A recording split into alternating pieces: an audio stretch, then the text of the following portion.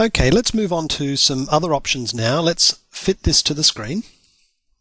And you'll notice that a lot of the text here is very sort of rigid in its appearance. It's very sort of mechanical CAD looking.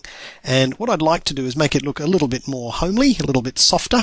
And I can do that by selecting all the text in the entire drawing all at once. And I do that by using my selection mask tool. By choosing the selection mask tool and then choosing entity selection mask, I can ask the system to select nothing except for text.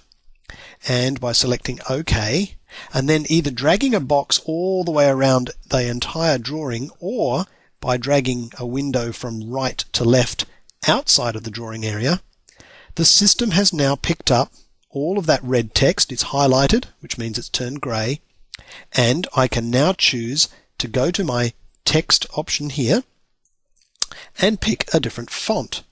Now, I particularly like Bradley Hand as a more hand style font, as you can see, and I'll select OK. All of the fonts throughout the entire drawing have now been turned into a Bradley hand drawn looking font, and I can also bring the image or fonts to the front of the drawing so that they sit on top of the masking that I drew before. And to do that, I choose Arrange to the front. And now you can see that these pieces of text sit above and on top of the white or semi-white masking. Right click to complete and zoom in so that you can actually see what's been achieved. Certainly looks a lot softer, a lot easier on the eye. Now, whilst I still have the ability to pick only text in the drawing, I'm going to actually select some of the text that's remaining because I don't need it anymore. So I'll do a zoom fit, which shows me the entire drawing, and I'll drag a box around areas of text such as this green text up here.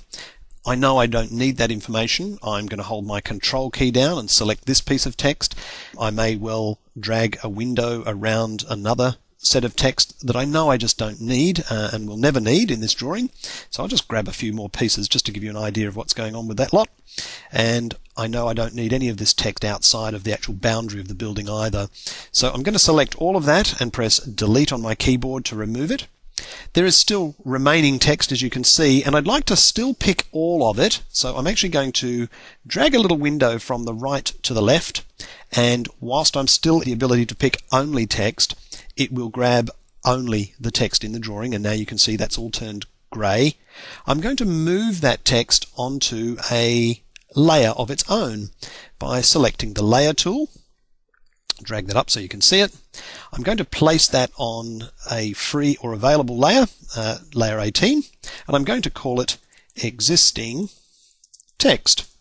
And in this way, I'll be able to switch that text that came with the drawing on or off at a later date if I need it. So now, for instance, if we have a look at the entire drawing, and I now choose Display Masks and I choose Layers, if I now go to number 18, Layer 18, Existing Text, and select OK, all text has now disappeared from view. It hasn't gone, it's just been switched off.